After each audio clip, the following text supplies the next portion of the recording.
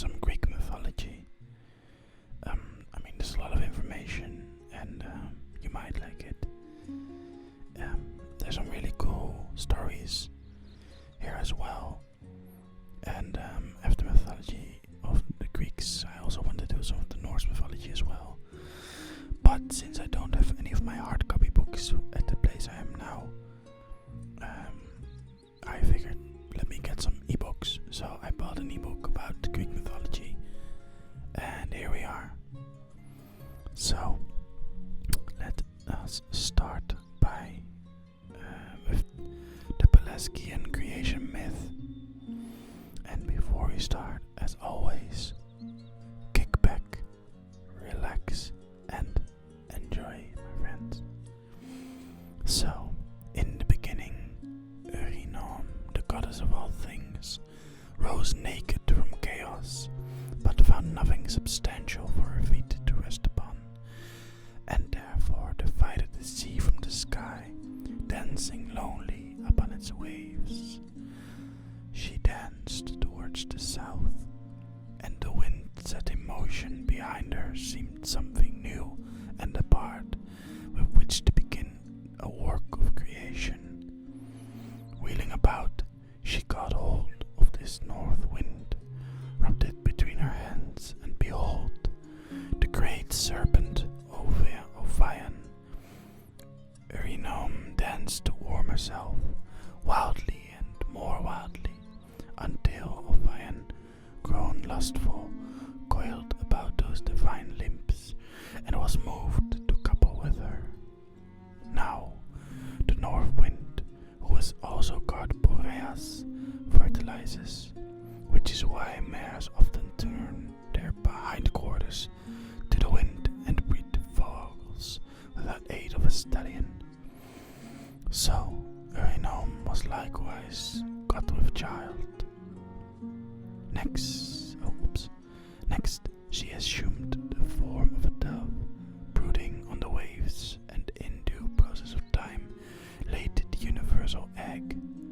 At her bidding, Ovion coiled 7 times about his egg, until it hatched and split in 2.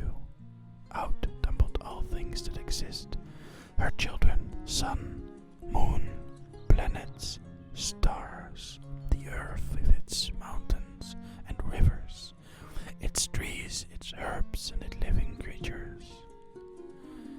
Urinom and Ovion made their home upon Mount Olympus, where he vexed her by claiming to be the author of the universe. Forthwith she bruised his head with her heel, kicked out his teeth, and banished him to the dark caves below the earth. Next, the goddess created the 7 planetary powers, setting a Titaness and a Titan over each, Thea and Hyperion for the sun, Phoebe and Atlas for the moon, Dion and Creus for the planet Mars, Metis and Cous for the planet Mercury, Themis and Eurymedon for the planet Jupiter, Thetis and Oceanus for Venus, Rhea and Cronus for the planet Saturn. But the first man was Pelasgus, ancestor of the Pelasgians. He sprang from the soil of Arcadia, followed by others, whom he taught to make huts and feed upon acorns, and sew pigskin tunics, such as poor folks still wear in Euboea and Phokis. In this archaic religion system, there was as yet neither gods nor priests, but only a universal goddess and a priestess woman being the dominant sex, and man her frightened victim. Fatherhood was not honored, conception being attributed to the wind, the eating of beans, or accidentally swallowing of an insect.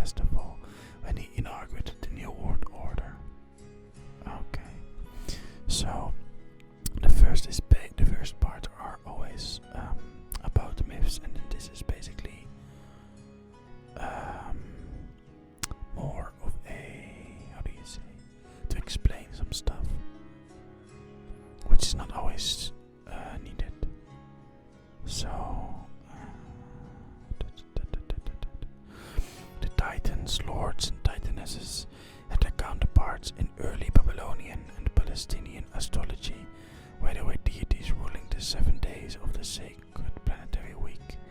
It may have been introduced by Canaanite or Hittite colony, which settled Isthmus or Corinth early in the 2nd millennium. So see, this is all explaining stuff.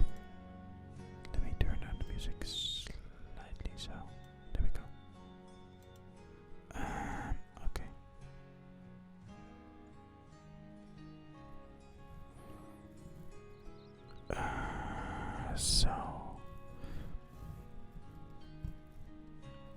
Okay. But when it agrees 7 days a week. Okay, so the Titans. Let's see, where are we again? Sorry. Early days of the 2nd millennium. There we go. Or even by the early lads. But when the Titan cult was abolished in Greece, and the 7-day week ceased to figure in the official calendar, the number was quoted as 12 by some authors, probably to make them correspond with the signs of the zodiac. Hesiod, Apollodorus, Stephanus of Byzantium, Pausanias, and others give inconsistent list of their names. In Babylonian myth, the planetary rulers of the week, namely Samasin, Nergabel, Betis, and Nimnip, were all male, except Beltis, the love goddess.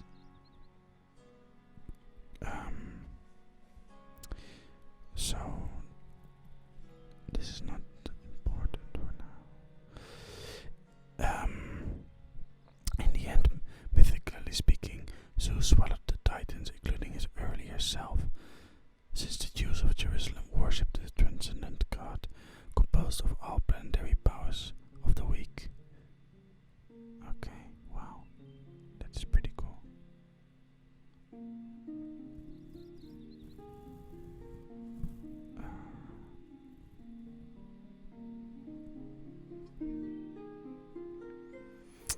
So, this is the Pelasgian creation myth, and this is the Homeric and Orphic creation myth, so there's different ones. I didn't know that, so I guess we learned something. I was a bit confused because I know this version. So some say that all gods and living creatures originated in the stream of Oceanus, which girdles the world, and that Tethys was the mother of all his children. But the Orphics say that black-winged Night, a goddess whom even Zeus stands in awe, was courted by the wind and laid a silver egg in the womb of darkness, and that Eros, who some call Vanis, was hatched from this egg and set the universe in motion. Eros was double-sexed and golden-winged, and having 4 heads. Sometimes roared like a bull or a lion, sometimes hissed like a serpent or bleated like a ram. Night, who named him Erispaeus and Protogenes Phaeton, lived in a cave with him, displaying herself in triad, night, order, and justice. Before this cave sat the inescapable mother, Rhea, playing on a brazen drum and compelling men's attention to the oracles of the goddess. Vanus created earth, sky, sun, and moon, but the triple goddess ruled the universe until her scepter passed to Uranus. Oh, Uranus, sorry. Don't laugh. Okay, so I'm mostly gonna read these parts.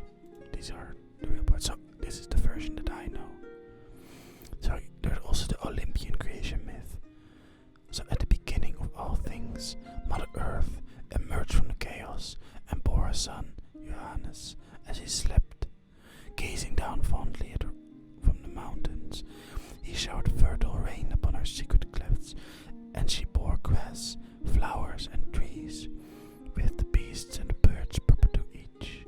This same rain made the rivers flow and filled the hollow places with water, so that lakes and seas came into being. Her first children of semi-human form were the 100-handing giants Boieros, Gigas, and Cottus, and next appeared the 3 wild one-eyed cyclopes,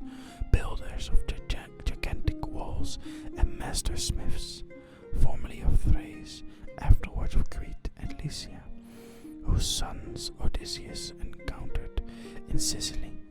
Their names were Brontis, Steropis, and Argus, and their ghosts have dwelt in the caverns of the volcano Etna since Apollo killed them in revenge for the death of Asclepius. The Libyans, however, claim that Garamas was born before the 100-handed ones, and that when he rose from the plain, he offered Mother Earth a sacrifice of the sweet acorn. Okay. Then there are the two philosophical creation myths. So we're going through all the creation myths. All these stories that you might know will come a little bit later in the book. But I want to do this because it's so interesting to see how many versions of the creation there were and how they explain things, with the knowledge they had back then. So, some say that darkness was first, and from darkness sprang chaos. From a union between darkness and chaos sprang night, which was called Nox in mythology. Day, Erebus, and the air. From a union between night and Erebus sprang doom, old age, death, murder, continence, sleep, dreams, discord, misery, vexation, nemesis, joy, friendship, pity, the three fates, and the three Hesperides. From a union between air and day sprang Mother Earth, sky, and sea. And from a union between air and Mother Earth sprang terror, craft, anger, strife, lies, oaths, vengeance, intemperance, altercation, treaty, oblivion, fear, pride, battle, also Oceanus, Metis, and the other titans, Tartarus and the three Erinyes or Furies. From a union between Earth and Tartarus sprang the giants. From a union between the sea and its rivers sprang the Nereids. But as yet there were no mortal men until, with the consent of the goddess Athene, Prometheus, son of Iapetus, formed them in the likeness of gods. He used clay and water of Panopeus in Phocis, and Athene breathed life into them. Others say that the god of all things, whoever he may have been, for some call him nature, appearing suddenly in chaos, separated earth from the heavens, the water from the earth, and the upper air from the lower, having unraveled the elements, he set them in due order as they are now found. He divided the earth into zones, some very hot and some very cold, others temperate, molded it into plains and mountains, and clothed it with grass and trees. Above it he set the rolling firmament, spangling it with stars and assigned stations to the four winds. He also peopled the waters with fish, the earth with beasts, and the sky with sun, the moon, and the 5 planets. Lastly, he made man, who alone of all beasts raises his face to the heaven and observes the sun, the moon, and the stars, unless it be indeed true that Prometheus, son of Iapetus, made man's body from water and clay, and that his soul was supplied by certain wandering divine elements, which had survived from the first creation. Okay, this is really cool. So, these were all the creation myths, and now are the 5 ages of man. One after I take a sip.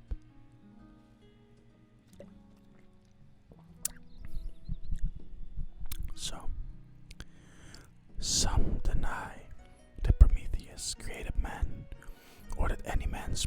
a serpent's teeth.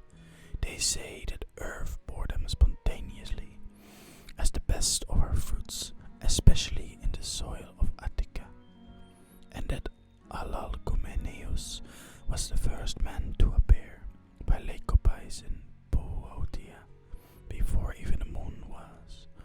He acted as Zeus's counselor on the occasion of his quarrel with Hera, and as tutor to Athene when she was still a girl.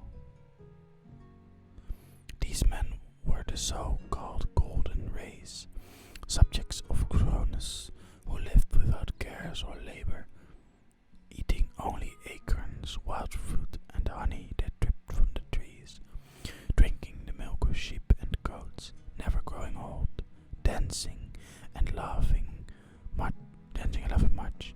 Death to them was more terrible than sleep.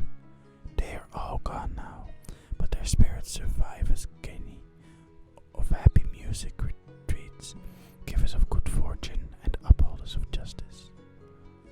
Next came the silver race, eaters of bread, likewise divinely created. The men were utterly subject to the mothers and dared not disobey them, although they might live to be 100 years old. They were quarrelsome and ignorant, and never sacrificed to the gods, but at least did not make war on one another. Zeus destroyed them all. Next came a brazen race, who fell like fruits from the ash trees, and were armed with brazen weapons. They ate flesh as well as bread, and delighted in war, being insolent and pitiless men. Black death has seized them all.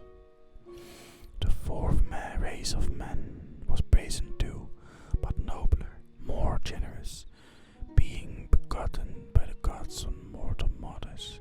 They fought gloriously in the siege of Thebes, the expedition of the Argonauts, and the Trojan War.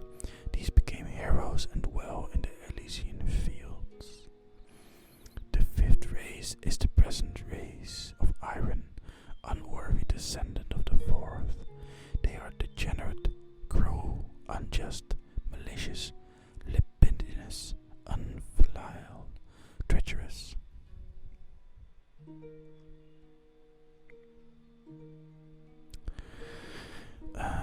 Here's a part about the castration of Uranus.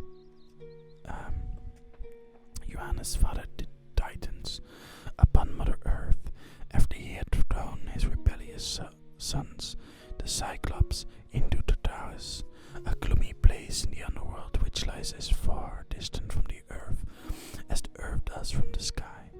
It will take a falling anvil 9 days to reach its bottom. I am very curious who measured this. In revenge, Mother Earth persuaded the Titans to attack their father, and they did so. Lepecronus, the youngest of the 7, whom she armed with a flint sickle. They surprised Uranus as he slept, and it was with the flint sickle that the merciless Cronus castrated him, grasping his genitals with the left hand, which has ever since been the hand of ill omen, and afterwards throwing them and the sickle too into the sea by Cape Triponum. But drops of blood flowing from the wound fell upon Mother Earth, and she bore the 3 Arianians, furies who avenged crimes of parricide and perjury, by name Alecto, Tisiphone, and Megara. The nymphs of the ash tree, called the Meliae, also sprang from their blood. The Titans then released the Cyclops from Tartarus and awarded the sovereignty of the Earth to Cronus. However, no sooner did Cronus find himself in supreme command than he confined the Cyclops to Tartarus again, together with the 100-handed ones, and taking his sister Rhea to wife, ruled in Elis. The death romance of Cronus. Cronus married mighty sister Rhea, to whom the oak is sacred. But it was prophesied by Mother Earth and by his dying father Johannes that one of his own sons would dethrone him. Every year, therefore, he swallowed the children whom Rhea bore him. First Hestia, then Demeter and Hera, then Hades, and then Poseidon. Rhea was enraged.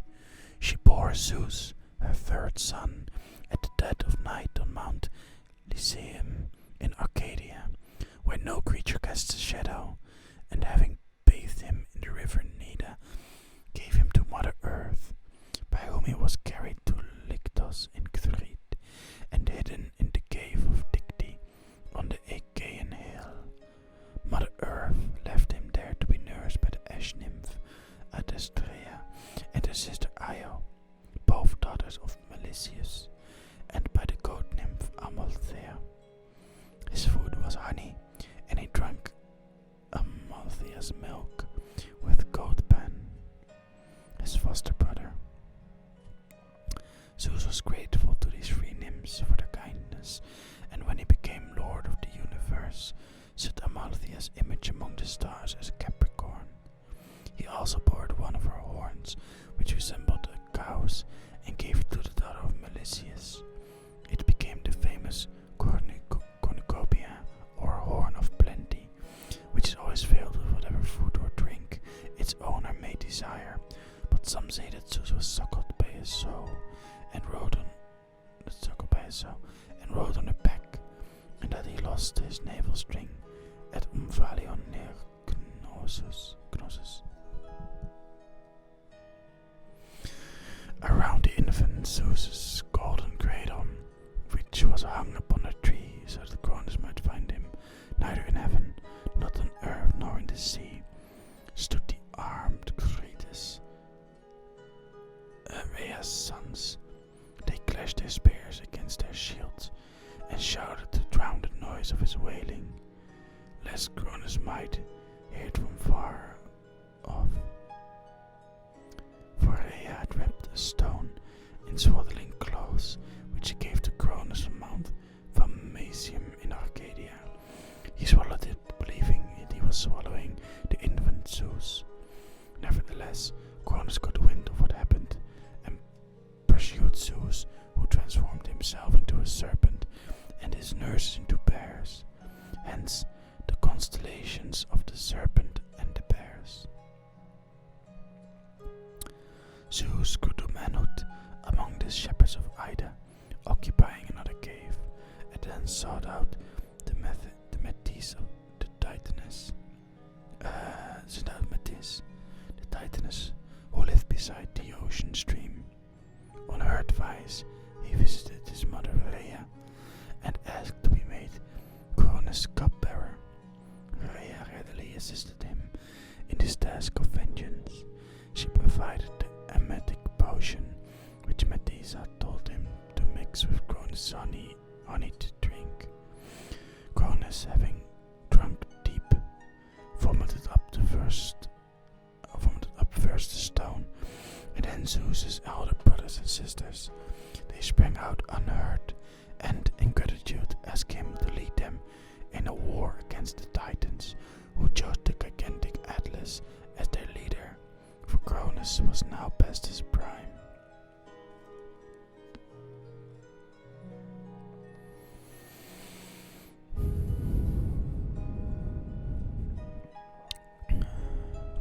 So, the war lasted 10 years, but at last Mother Earth prophesied victory for her grandson Zeus, if he took as allies those whom Cronus had confined in Tartarus. So he came secretly to Campe, the old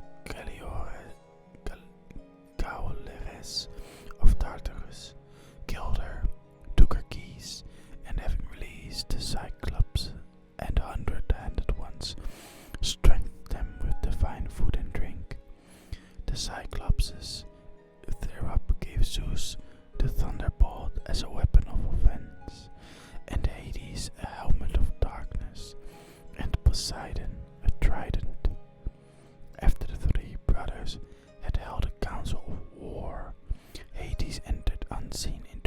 Zeus's presence to steal his weapons, and while Poseidon threatened him with a trident and thus diverted his attention, Zeus struck him down with the thunderbolt.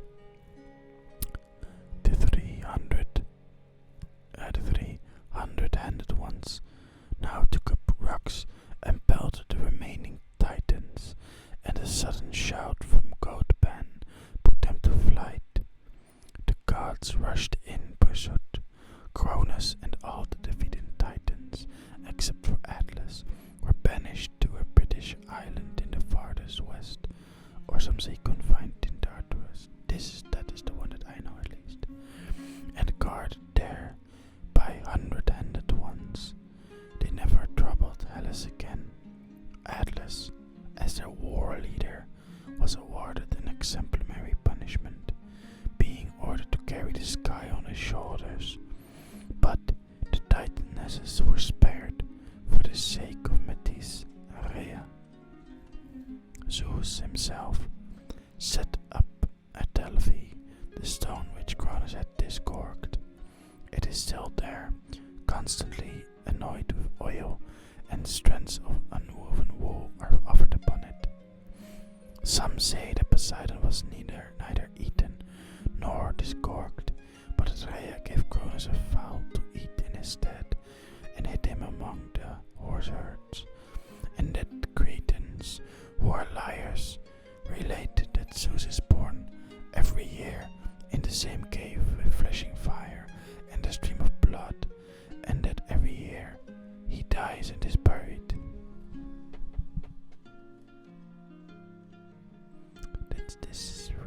I'm very fondly enjoying this. It's very cool to read upon all these stories and learn all this stuff. Let's do one more. The birth of Athene. According to Pelasgians, the goddess Athene was born beside Lake Tritonis in Libya, where she was found and nurtured by 3 nymphs of Libya, who dress in goatskins. As a girl, she killed her playmate Pallas by accident, while they were engaged in friendly combat with her spear and shield, and in token of greed set Pallas' name before her own. Coming to Greece by way of Crete, she lived first in the city of Athenia, by the poet and river Triton.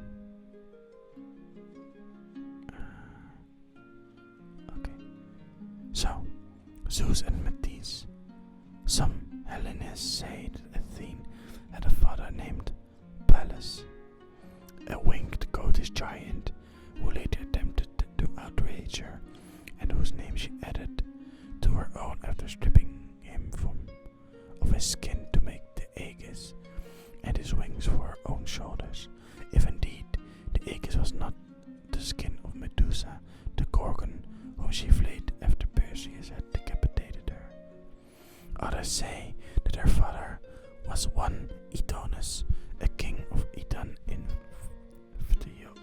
Phthiotis, whose daughter Iodama she killed by accident, letting her see the Gorgon's head, and so changing her into a block of stone when she trespassed in the precinct at night.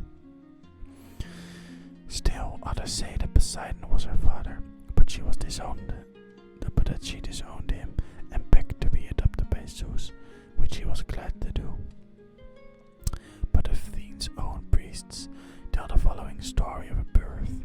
Zeus lusted after Metis, the Titaness, who turned into many shapes to escape him, until she was caught at last and got with child. An oracle of Mother Earth then declared that this would be a girl child, and that if Metis conceived again, she would bear a son who was fated to depose Zeus, just as Zeus had deposed Cronus, and Cronus had deposed Uranus. Therefore, having coaxed Metis to a couch with honeyed words, Zeus suddenly opened his mouth and swallowed her. Oh, oof. Okay. And that was the end of Metis, though he claimed afterwards that she gave him counsel from inside his belly, in due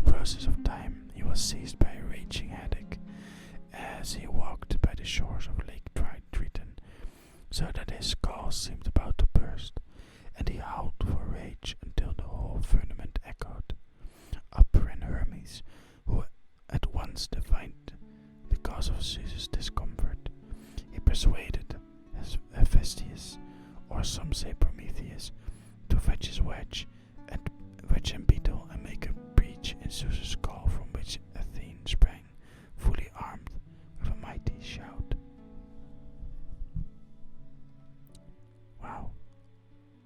Just wow. Okay, let's do the Fates as the last one, because then we end at 10, which is a nice number. Okay, let's go. Just a second.